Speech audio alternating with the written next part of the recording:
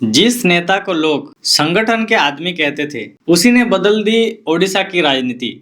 दोस्तों, राजनीति में दो तरह की नेता होते हैं। एक वो जो हर दिन टीवी पर दिखाई देते हैं और दूसरे वो जो कैमरे के पीछे रहकर पूरी राजनीति की दिशा बदल देते हैं। ओडिशा की राजनीति में मनमोहन सामल ऐसा ही एक नाम है। शायद आपने इन्हें बड़े बड़े भाषणों देते हुए कम देखा होगा, लेकिन अगर आज ओडिशा में बीजेपी अपने दम पे पहली बार सरकार बना पाई है तो इसके पीछे जिन लोगों की मेहनत गिनी जाती है उसमें से मनमोहन सामल का नाम सबसे ऊपर आता है। लेकिन सवाल है, आखिर कौन है मनमोहन सामल? कैसे एक लेक्चर राजनीति में आया? क्यों उन्हें बीजेपी का सबसे भरोसेमंद संगठनकर्ता कहा जाता है? और क्या हार के बाद भी पार्टी ने उन्हीं पर भरोसा किया? आइए जानते हैं उनकी पूरी कहानी।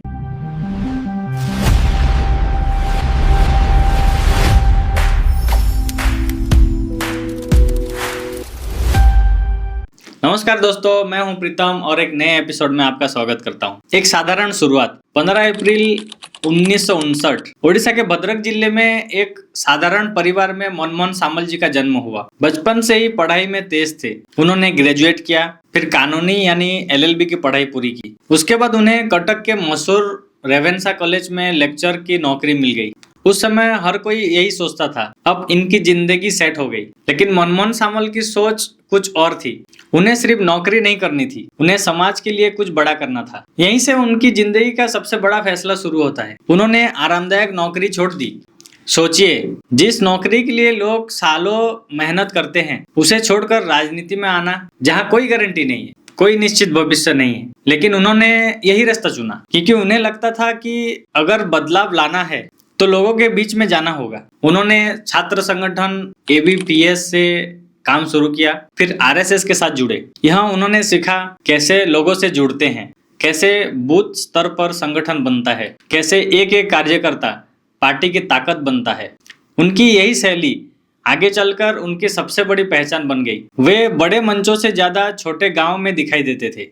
बीजेपी में बढ़ता कदम। 1990 का दशक। ओडिशा में बीजेपी अभी अपनी जगह बनाने की कोशिश कर रही थी। ऐसे समय में मनमोहन सामल को बड़ी जिम्मेदारी मिलने लगी। 1999 में वे पहली बार ओडिशा बीजेपी प्रदेश अध्यक्ष बने। यह उनके राजनीतिक जीवन का एक सबसे बड़ा मोड़ था। उन्होंने पूरे राज्यों का दौरा किया, कार्यकर्ताओं से मिले, नए नए लोगों से मिले, नए नए लोगों को पार्टी से जोड़े और संगठन को मजबूत करने में जुट गए। सांसद और मंत्रालय तक का सफर। साल 2000 में उन्हें राज्यसभा भेजा गया। यह उनके काम का सम्मान था।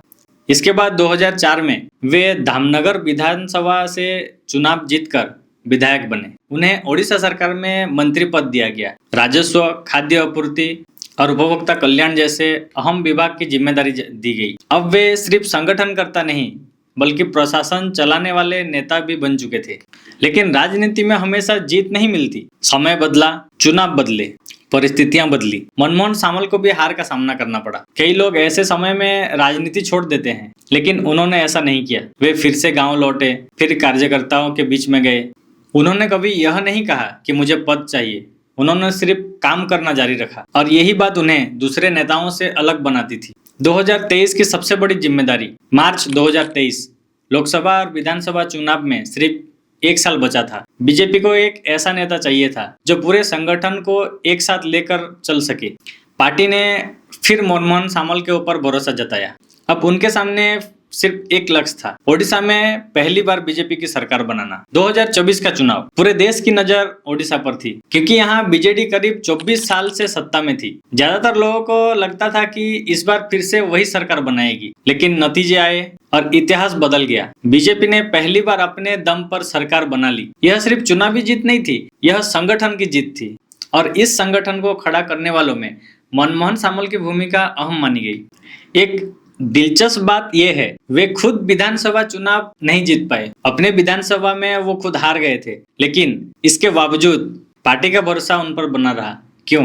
क्योंकि राजनीति में सिर्फ अपनी सीट पर जीतना ही सब कुछ नहीं होता। कई बार पूरे संगठन को जीत दिलाना उससे भी बड़ी बात होती है। और यही वजह है कि आज भी उन्हें बीजेपी के सबसे बड़े भरोसेमंद रणनीतिकार माना जाता है।